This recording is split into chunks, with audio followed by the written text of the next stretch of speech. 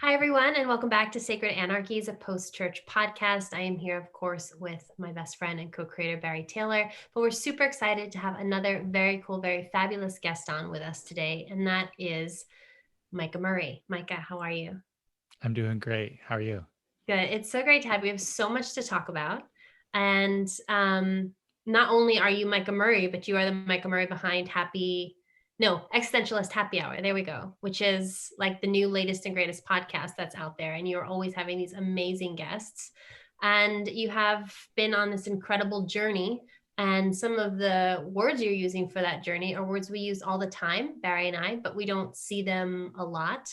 And those terms are post-theism and post-Christian. So I was very intrigued to kind of check out your website and all of your social media platforms and see these terms kind of rolling about. So I'm really excited to talk to you about that. And of course, can't really mention post-theism without saying thank you to Barry for several years ago introducing that concept into my life. So thanks, Baz. You're so welcome, I think. So, Micah, to get us started, why don't you just tell us a little bit about who you are and what you're doing and this platform that you have at the moment? Yeah, so I am a former fundamentalist evangelical Christian, and I was supposed to change the world for Christ and work to build up the kingdom of God. And unfortunately, I have strayed from the path. That doesn't sound like a familiar story at all. Well, yeah, it's kind of funny. They trained us all to be these speakers and teachers and pastors, and then turned us loose, and we kind of went the wrong direction. Yeah. I like to joke, like the Apostle Paul, who says, I was of the tribe of Benjamin, circumcised on the eighth day, according to the law, blameless. According to the study of the law, I was a Pharisee. Where my peers excelled, I excelled more. And then he says, now I preach the religion I once destroyed, right? And I feel like I am the inverse of the Apostle Paul in that situation, where I also was circumcised on the eighth day or somewhere around about there. You know, according to evangelical, I was fundamentalist. According to reading the scriptures, I read it through the Bible every year. I memorized entire books. You know, according to purity culture, didn't kiss until my wedding day. Where others excelled, I excelled more in kind of jumping through all the hoops of evangelical godliness. And now I destroy the religion I once preached. So I have, on my journey of following what I once called God, it's led me to a place where doubt has turned into curiosity, and unbelief in God has turned into a belief in something so big that God is too small of a word for it. Yeah. And I've come to believe that what I once considered God is an idol, and like all idols, must be destroyed. And I see that the faith that I was brought up in, which promised to be life giving and freedom giving and peace giving, instead filled me with shame and Yeah. separated me from my body, and it separated me from the world, and it separated me from my neighbor. And so now what I'm trying to do is find my way back home to myself and to the earth and to existence. And the path that has led me there is a path of post-theism and post-Christianity, in the sense that I do not believe in a God who is a supernatural being, and I don't really believe in the claims of Christianity, although there are within Christianity things that are positive, of course, if you work hard enough. And I'm tired of doing, I'm tired of trying to find the gold mine in that dumpster. So I am trying to forge a path of spirituality for myself that is honest, authentic, curious, life-giving, compassionate, and kind. And I'm trying to help other people who are also on the seeking path to find spirituality that is all those things for them too. Wow, I love that. I feel like we could stop the podcast there if we had to. It's such a beautiful statement of kind of where you've come from and what's motivated you into what you're doing now, which, you know, in some sense, being a fundamental Christian is a very difficult thing to do. You're very restricted. You use some great terms like being separated from your body, being separated from your neighbor, being separated from yourself and the earth and all of these things. But in other senses, it's sort of very easy to do as well, because you don't really have to think about a lot. You don't have to grapple with really complex concepts of the human condition and what it means to be human and have our being in the world with others. You're just kind of given a set of propositional statements and quote unquote truths, and you're just told to believe them, and never not believe them. And kind of venturing outside that fold, you really have to start engaging the world and life at a level of multi-dimensionality, and really, kind of, to use the phrase that we use a lot, pull back the curtain and really see what life is all about. And one thing I love about your story, and I'm sure it's going to come up a lot, is just kind of the purity of the journey, and just saying, I don't really have a lot to lose, but I'm going to, or maybe, I mean, I suppose in one sense we all have a lot to lose, but in another sense, it's like my humanity and finding my embeddedness and embodiedness in this world is too much to lose, and I'm not willing to lose that. And so in that sense, I have nothing to lose, because that is the goal and that's what I'm after. So I don't know. I was looking at your website, and I was looking at your social media kind of in prep for our conversation today. And there were some things that I saw that were really intriguing to me. So in your bio on your Instagram, you have the post-theist piece, which I'd love you to unpack for us in a minute, because I know that means a lot of different things to a lot of different people. But also the blasphemous hallelujahs. Yeah. So I've never seen, can you talk to us about that phrase? That's so. I would love to. So as if this were a high school essay, I will begin. Webster's dictionary defines blasphemous as sacrilegious against God or sacred things, and profane. And it defines hallelujah as an expression of praise, thanks, or rejoicing, especially in a religious context. And those two words together kind of summarize what I am attempting to do with my art and my writing and my theology and my life, is that I do want to be sacrilegious against God and sacred things. By sacrilegious, I mean I want to show that the God that I believed in was an illusion and was a damaging illusion. And it's so obvious that it's a damaging illusion if you look at the results of what my religion of origin has done just in America. And look at the whole Trump movement, look at systemic racism, look at the patriarchy, and the way that the God that I believed in was the one who sanctioned all of that. And you may believe in a different God that doesn't sanction all that stuff, doesn't hate gay people, didn't kill babies, doesn't command genocide, whatever. That's your business. But the God I believed in did do all those things. Even though I don't think that being was real, it was real to me because my belief made it real, and my community of belief held it as real. And so the effect and the harm caused by that God was real, even though the God itself wasn't real, right? So I want to be sacrilegious against that. I want to be iconoclastic. I want to destroy idols in a sense that is very Old Testament, right? When God, my parents named me Micah because they wanted me to be a prophet, and prophets were always like, smash your fucking idols. Yeah. And that's what I want to say, is the thing that we've called God is an idol. And then profane is also a word I love, because profane. Well, What's that? We're big fans as well, hence sacred. Yeah. That's sort of embodied in yeah, that. because profane is like, the idea that anything could be profane is based on an illusory understanding that there's some separation between what's holy and what's not, that there's a separation between the supernatural and the natural, and between God and the world. And I think that people said all the time when I was a Christian that it's your sins that separate you from God, right? And what I have come to believe it is not your sins that separate you from God. It's your belief that there's a God that you could ever be separated from, right? Yeah. And I draw from Buddhist wisdom on this, that the idea of becoming in relationship with the divine is not to get close to God, but to realize that you are God, that there's no difference between you and Buddha, that it always was one being, right?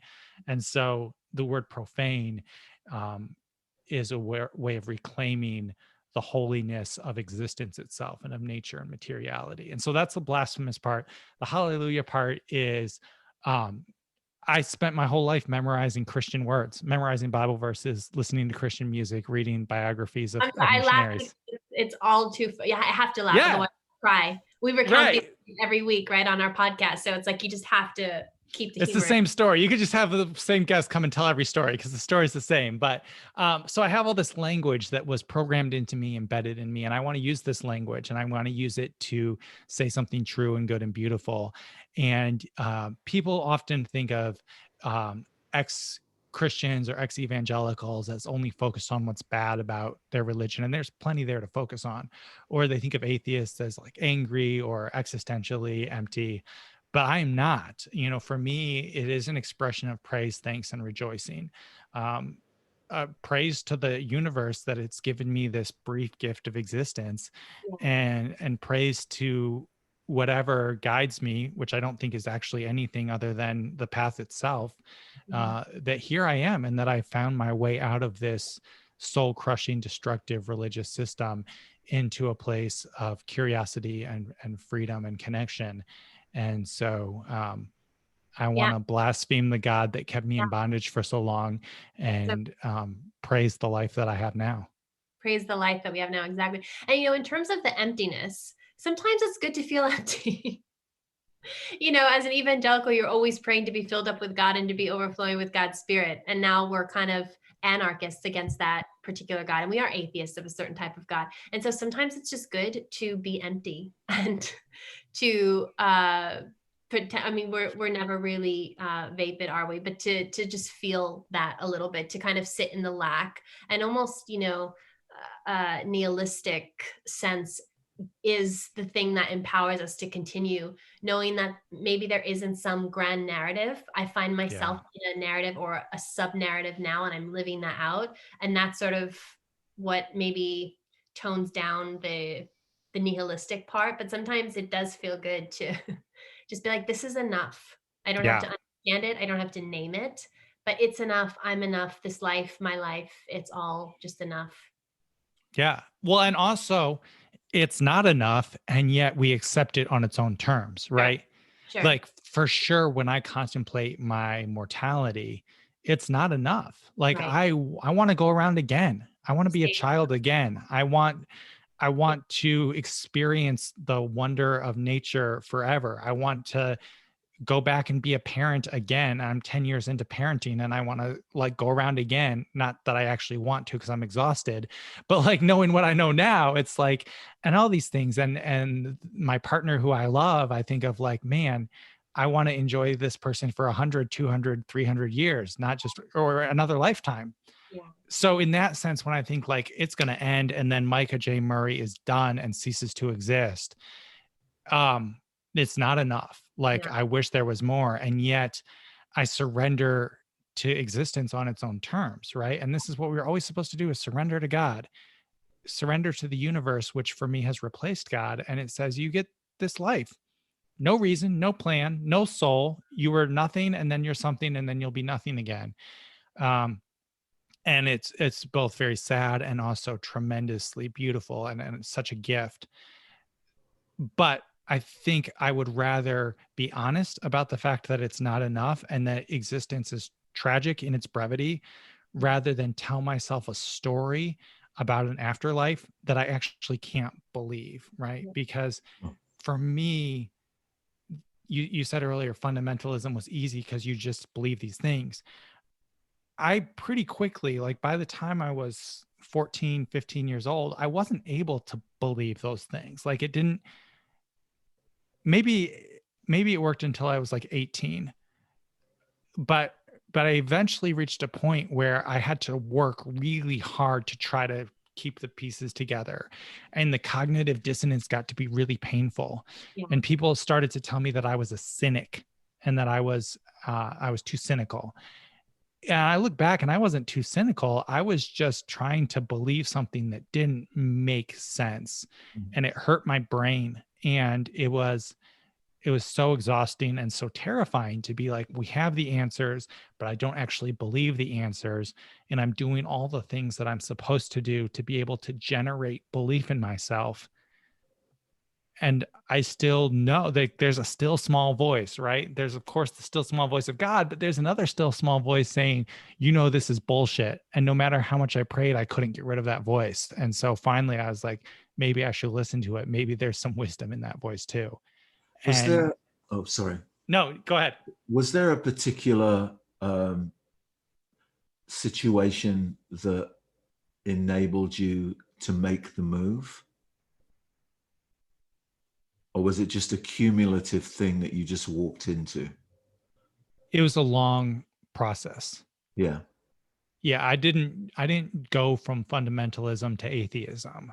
Sure. I went from fundamentalism to evangelicalism to progressive evangelicalism, and then Christian universalism, and then some sort of like incoherent Christian existentialism, and then some sort of undefined deism where I was like, God and the universe are love, but it's not Jesus. And then eventually was like, no, that is wishful thinking. God and the universe is what it is. And here we are. Yeah. And I relate to that with both fear and awe and gratitude, because it's everything. It's both good and bad, and it's existence. But that was a span of about 10 years. Yeah. But there was a point where you sort of stopped the church life. Yes, it was Ash Wednesday 2019. So recently. 2 years. 2 years yeah. ago, I stopped going to church. What kind of church were you attending, by the way, when you don't have to like name it or denomination, but like what was the vibe of the church that you were attending? That was the last for you. It was cool. Like, they welcomed me as I was, and not as a project to be fixed, but they actually wanted to hear from what I had to say. Like, about 2 months before I quit for good, I was invited to preach a sermon, and I preached a very nihilistic sermon, just about kind of the absence of the experience of God, right? How'd that go? It connected with so many people. People were crying. People were like, oh my God, you said the thing that I felt. So the church was cool. Because of the denomination, they weren't allowed to be gay affirming, which was kind of a deal breaker for me. But the bigger thing for me, the actual deal breaker, was just I realized that my relationship with Christianity was toxic. And I realized that my relationship with the Bible was traumatic, and that I was trying to force myself over and over again into a religious situation, which was triggering and damaging to my well-being. And I was doing that because I thought it was the only option I had. I didn't realize that I could walk away, and I didn't realize that I could be not a Christian and still be a spiritual person. So, a lot of people who come out of evangelicalism or fundamentalism really want to try to reclaim the Bible, and reinterpret Jesus, or I like Jesus, but not Christianity, whatever. We all try to make sense of the baggage that we've been given. And for me, it was just not life-giving, and it was soul crushing. And I felt in a way like it was God who called me to abandon God. Yes, I resonate with that. I understand. Yeah, if you're a post-theist. Hell yeah. Like, it was these concentric circles, right? Yeah. Where where I started on this tiny little circle of fundamentalism and thought everything outside of that was danger zone, right? And then when I went to evangelical undergrad, and we had like John Piper and rap music and craft beer, although we weren't allowed to drink it, but theoretically it wasn't a sin, right? Like, then I was like, this is freedom in Christ, right? Evangelicalism was a big circle after being fundamentalist, King James only. And then when I became a Christian Universalist, even bigger circle. And then, queer affirming, and the circle just kept getting bigger and bigger until eventually I was at the outside edges of this circle of like, theism or not theism, and God was like, are you gonna take the next step? And the way I describe that is that at the borders of orthodoxy, God said, you've got to go on without me. Yeah, and by God you're meaning to refer to what we were just talking about before, this quote unquote still small voice, which essentially is like our intuition and like this sum total of everything we have become in that moment, right? Kind of leading us in that direction.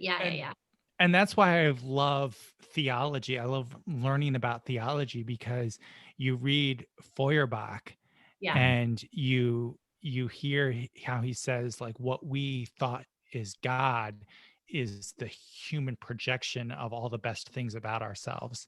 Sure. And I realized like there have been moments throughout my life where I've heard the voice of God, but it wasn't Jesus's dad. It wasn't the creator from Genesis, the man in the sky with the beard. It was me, and that's okay. So long, we have to name that. We have to say what it is, Yeah.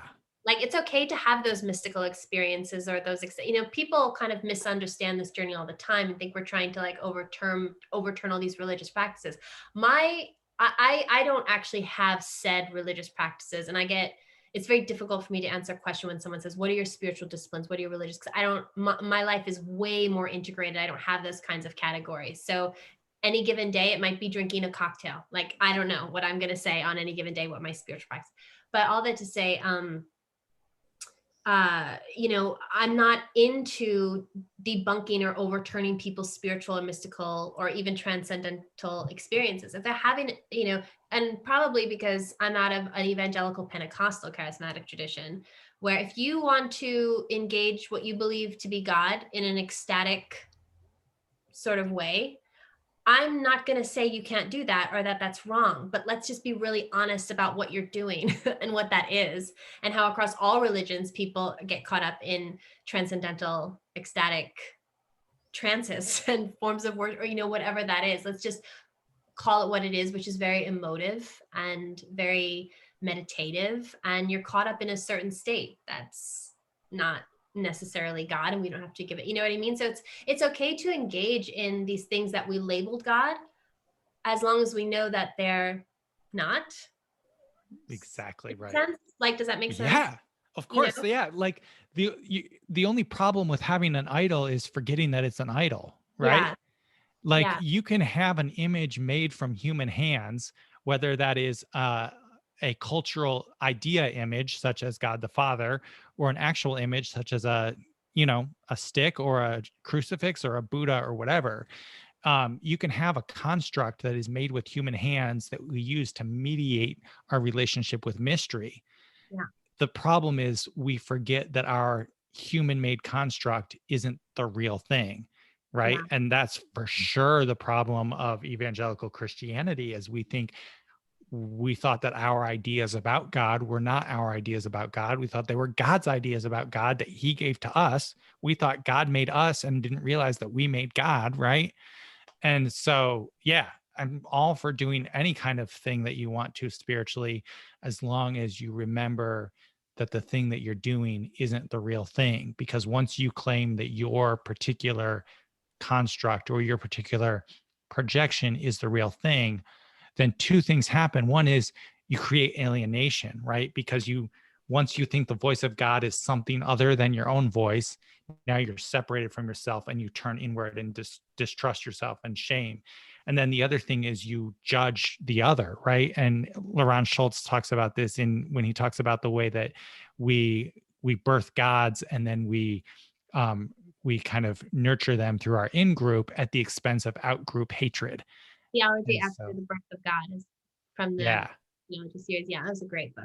Yeah, for sure. I mean, I think the challenge within of that idea within, particularly within Christianity, is that of course, like the essentially, particularly, fundamentalism and evangelicalism, is that you're converting into something that apparently is the end of all searching.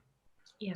And therein lies the problem with, I think, the initial problem is that if you suddenly find that wanting, you start to have big problems, because apparently you've converted and you don't need to convert you don't need any other conversions if you've had that conversion experience. And I think for a lot of people, as that unravels, which not for everybody, but for an awful lot of people in this day and age, it does. The big challenge then is what you do, not only with what you're feeling, but actually about the experience that you've had itself, which almost, I think, in some ways undermines, it makes people second guess themselves all the time, because, they've had this thing wherein they weren't supposed to need or want anything else. You converted to your everything. And then when your everything suddenly has holes in it, that's a difficult place to be. Yeah.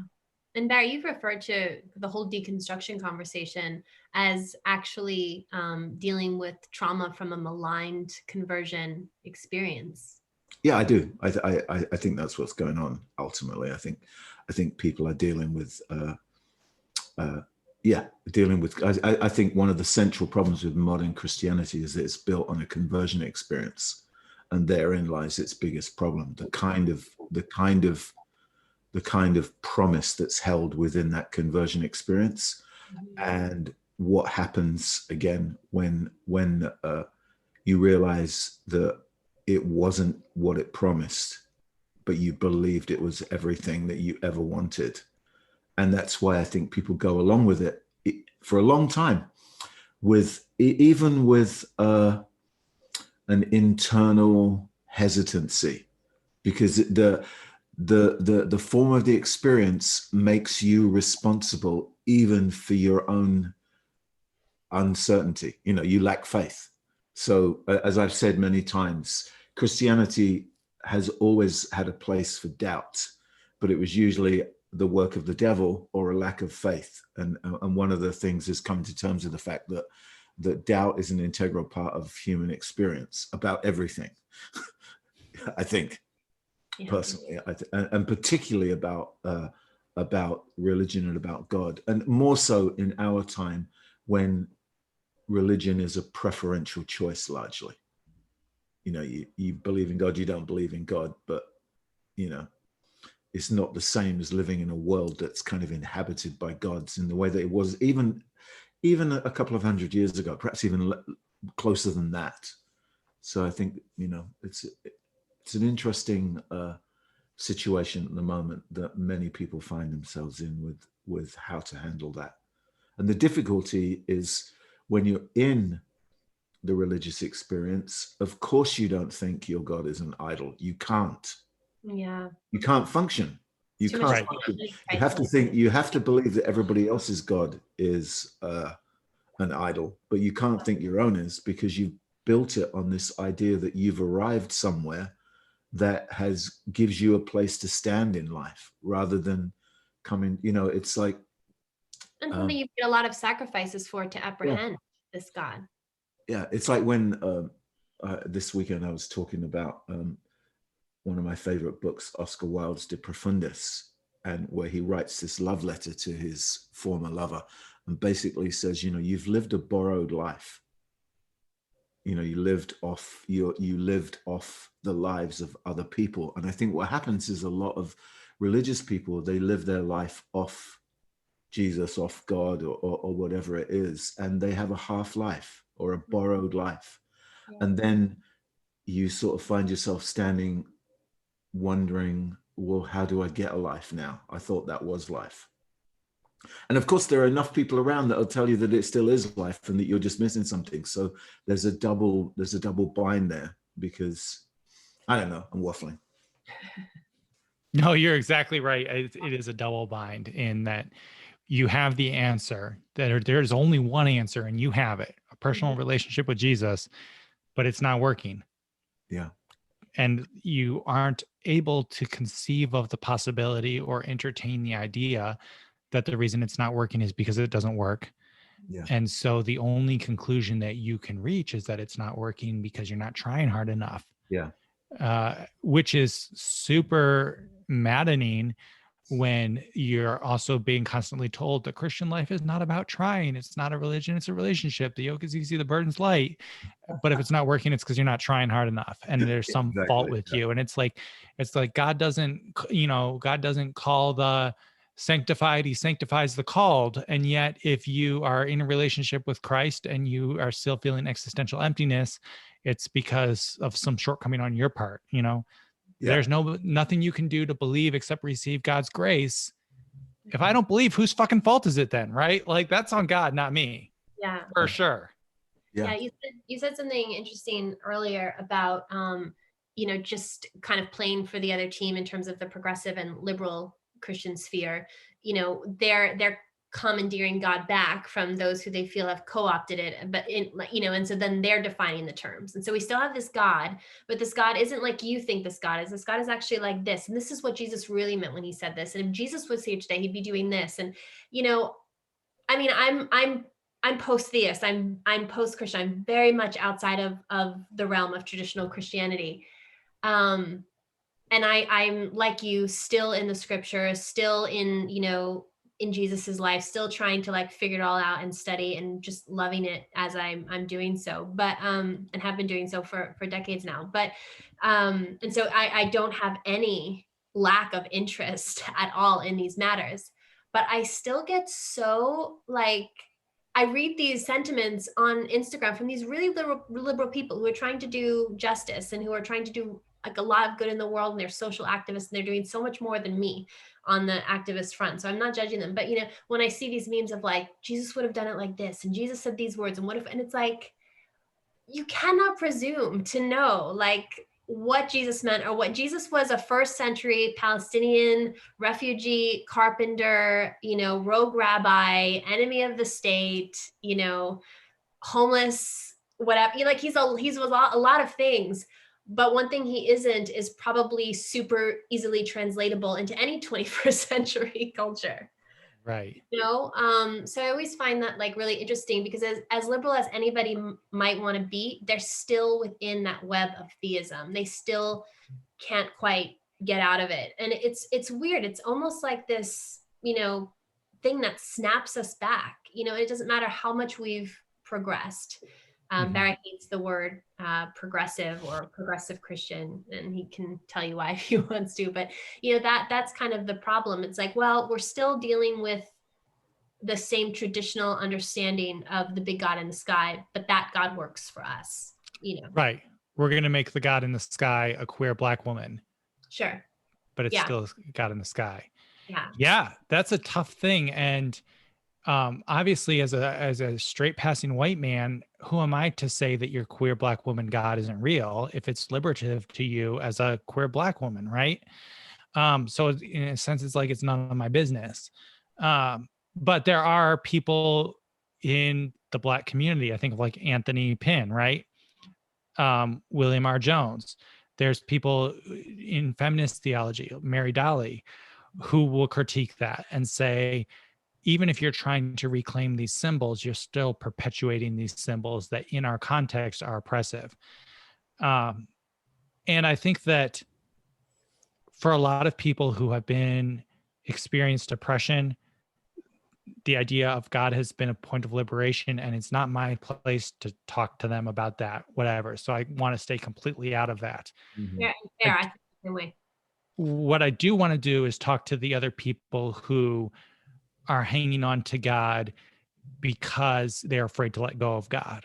Yeah. And those are the people I want to challenge and say, I think there's a lot of sunk cost fallacy going on there, where it's like, well, we've invested, we have these fucking church buildings, right? Like, which I think you could do some fantastic post-theist architecture with, whatever. That's a whole different thing. But there's all these people who are so invested in the idea of God, and their personal identity is invested in this, social belonging, their careers, all this stuff is so invested in the idea of God, that to discard that would be very threatening to the sense of identity, and would be a loss, or seems like it would be a loss of a lot of time and energy invested. So better to rehabilitate that God than to abandon it altogether. Yeah. And I for sure see that two ways, is that for people it is liberative, and it also, I think, there's research that shows that it continues to perpetuate systems of oppression. And that tension is something that I try to just be honest about. I'm like, hey, these Sure. things are both happening here.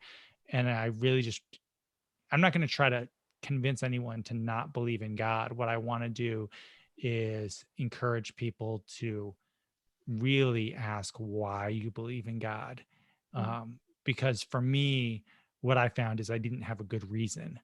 That my reasons for believing in God were childhood programming, social belonging, momentum of my own identity, all these things. Yeah. And I want to also show people, like, you don't have to have God to have meaning. And that's a thing that, as post-theist theologians, we need to create a body of work, be that art or systematic theology, or songs or liturgies or practices or memoirs or podcasts, whatever. And we're doing this work right now. I mean, that's literally what we're doing in this moment. But to say, like, hey, you can have spirituality, or you can have existential meaning, or you can have a sense of connected life without having a supernatural, agental being. Because for a lot of people, I think it's impossible to imagine a life of meaning and connection and depth without something in the sky. Themselves, agency outside of themselves. Actually, I'm committed to meaningfulness, because I don't believe that life has any meaning, actually, other than the living of it. Right. But there's no big picture, but we can make a lot of small meanings. Yeah, exactly. I do have a tangential question, if it's okay, because I think you're the first person that's really said it in passing, and you said that you don't believe you have a soul. Yeah, so, I guess I don't. Well, I don't either. So I just wondered I just wondered if you wanted to say something about that. You don't have to. You don't have to. If it was just something that you were throwing along, that's fine. No, I mean, it's a logical. The way that I understand the world, I don't think that there's anywhere that I could point and say I have a reason to believe that I do have a soul. Yeah. And a lot of people find that frightening or uncomfortable. And I've heard people say, like, I would rather believe something that's comfortable than not. For me, much more comfortable to meet life on its own terms. And I recognize that that's just a preference. So it makes it easy for me. It's, so I don't have any reason to believe that humans are different from any other animal or any other organism. Sure. I mean, we're different for sure, in the sense that our capacities that have emerged from the miracle of evolution are far beyond, it seems like, far beyond the capacity of many other animals, and our ability to create culture and our ability to create art and religion and language. Although, people will say crows can play Connect 4, and they have a point.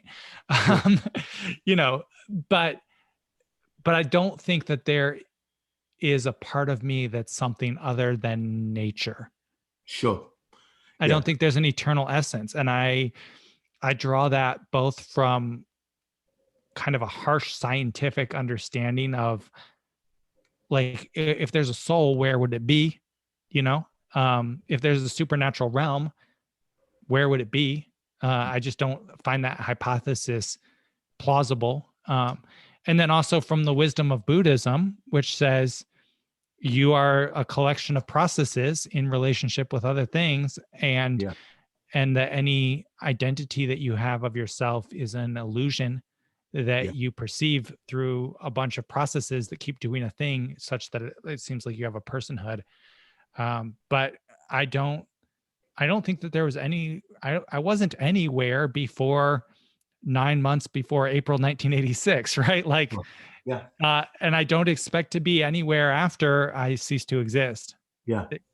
You know, and that for me is not, it's not depressing. It's not sad. It's not bleak. It's not dark. It is profoundly embodied. Like Yeah. the thing that is Micah J. Murray, that produces art and Instagram, and that is having this conversation, and that loves my wife and loves my kids.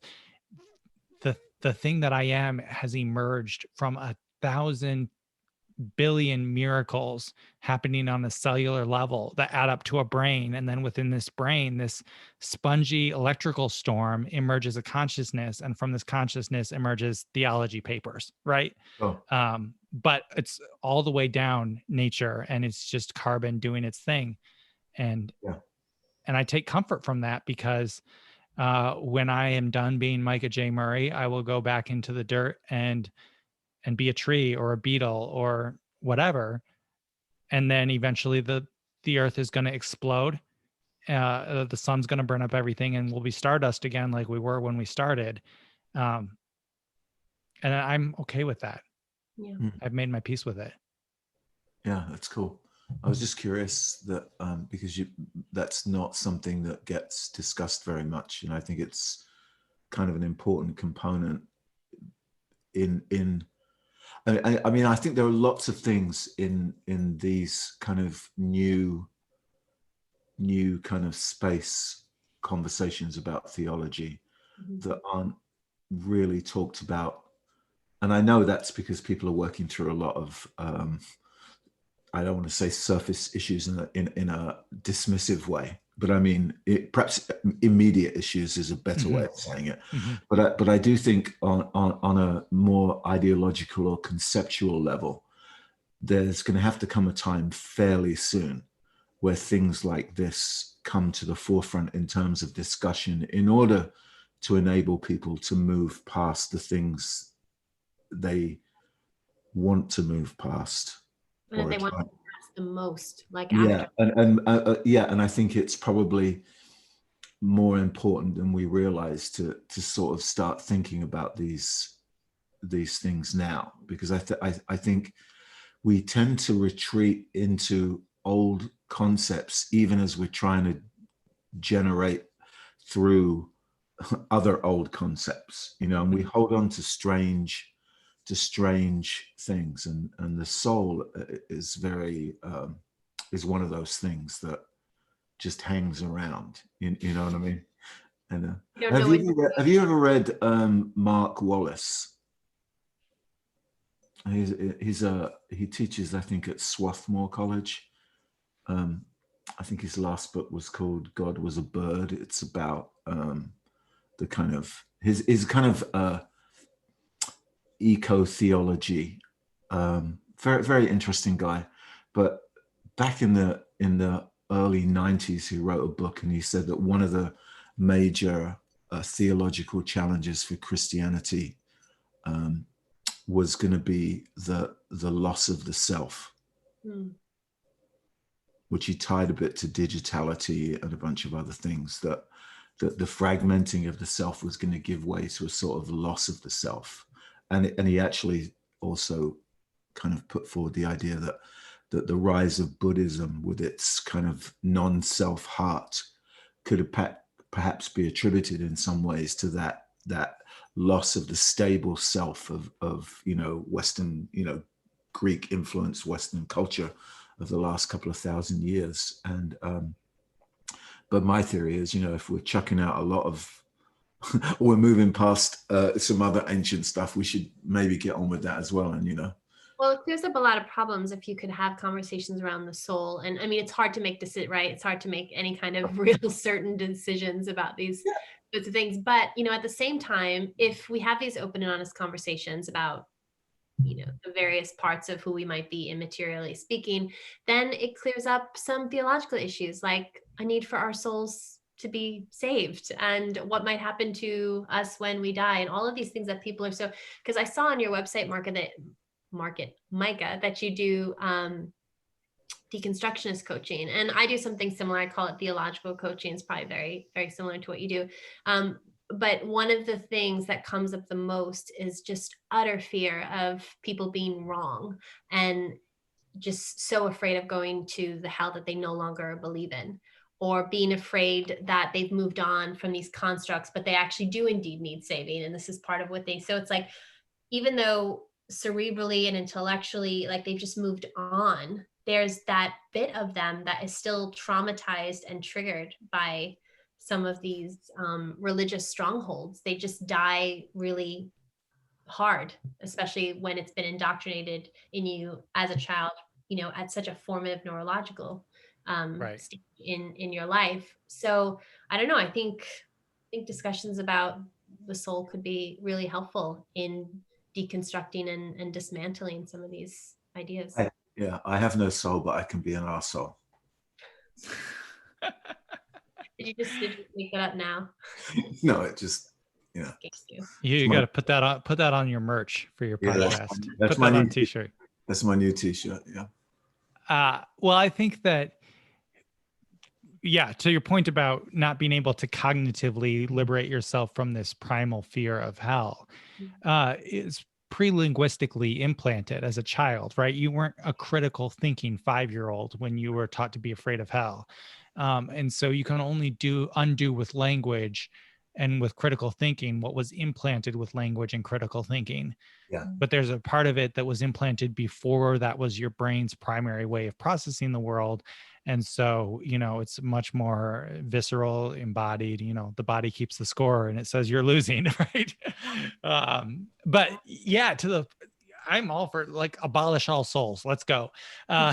Because think about, the idea that Western individualism is the root of all evil is not a novel thought. Look at all kinds of supremacy, be that straight supremacy or white supremacy or male supremacy, whatever, all of these ideas that would be much less possible if we understood identities to be illusory. And then think about the way that we have destroyed our planet and the horrific consequences that our grandchildren and great-grandchildren will bear for that. Because we perceive ourselves to be something other than nature, right? Man versus nature. I use the word man intentionally. But the idea that like humans versus animals, souls versus bodies, and Christianity has been one of the worst offenders on this, right? This world is not my home. I'm just passing through. Hallelujah. Right. I'm not a human with a soul. I'm a soul with a body. Right. This idea that and that's back to why I love using the word profane, because it reclaims all the materiality of existence. But the idea that we have individual souls that are separate from nature and separate from matter and separate from one another has led to many very real, practical, political problems that we see in our society. And I think there is, as you said, Buddhism meets a need. It speaks to a hunger. I think it resonates a latent intuition that we like, oh, there is some wisdom here that is missing in our Western culture. Yeah. And, that's why we all still listen to Alan Watts, and, he says things that are true. And, although I will say that I do think that other traditions present just as many problems, not the same problems, but because they're all pretty much, I don't want to speak I'll speak in a very broad brush generalist way. There's always the primacy of the interior inner life. And this is my big concern with the religion, spirituality conversation in general, that it always creates I think, privileges the interior over the exterior. And I personally think this is problematic. I think it needs to be inverted completely, because I'm not sure that I even believe in an inner life. I think that that's another one of those things that you tie back to this kind of dualistic or binary view of what it means to be human, that we have this, because, you know, other religions talk about, they may not use the word soul, but that, you know, that it's all in there. And that's not to dismiss all religions, or that's not what I'm trying to say. I just think we're at a point in our cultural histories where there are just new theological options for thinking about what it means to be human. Yeah. And we don't have to resort to ancient understandings to move forward. And that's not to dismiss ancient understandings, because we probably wouldn't be having this conversation if they didn't exist. It's not to dismiss religion or religious tradition, or to step on anybody else's toes or stuff like that. Well, maybe I am, but I also think that we seem to, when it comes to religion and spirituality, we prioritize history over the present, and we prioritize the interior over the exterior, and we prioritize lives that we can't access over this one, whether it's reincarnation, the judgment seat, the afterlife, coming back as a flower, or whatever it is. I mean, it's part of the tradition of the history of religion, is that life began elsewhere, it continues somewhere after we're gone. And all of that is just conjecture. The only bit of life. You're looking at various religious traditions, and of course you can see this, you know, all throughout, you know, the Hebrew and Christian scriptures. You know, people are writing spiritual dogma and understanding at the margins of society. It really is done by people who have a really poor quality of life a lot of the time, not all the time, but a lot of the time. And so I feel like on those kind of historical spectrums and continuums, you know, they're writing from a place of the exterior is not great. And so there is this retreat to the interior. But this is the problem when we pull religion that has been socially located at a certain time in history into the 21st century. Then you have a bunch of white Western American Christians being like, I'm persecuted. No, you're not. Like, this actually wasn't written probably for you. You know, we're talking about potentially the interior because of the oppressive conditions in the material and exterior world, potentially. I don't know, just kind of some thoughts about your thoughts there. But this is why it is so difficult, to your point, Barry, to support your claim. This is why it is so difficult to appropriate, you know, religion that is historically and socially located now in you know, Western 21st century contexts. Yeah, could be. I think it's also interesting to, when you read like the biocultural history of religion, right? And remember that we are animals who developed a very complex set of abilities that resulted in cognition, language, consciousness, whatever it is that sets us apart from the other animals, or that we experience as being set apart. And so there was a point in history where the primates that were our forefathers and foremothers and foreparents, our primate relatives, developed consciousness and then developed language and then had to make sense of it. Yeah. And so we experience ourselves as having selves, right? Like, it really does feel like you have a self. Yeah. And we feel like there should be gods, like, for biological reasons and cultural reasons. And we feel like there should be an afterlife. And we feel like what nature is doing on purpose to us for a reason, right? Yeah.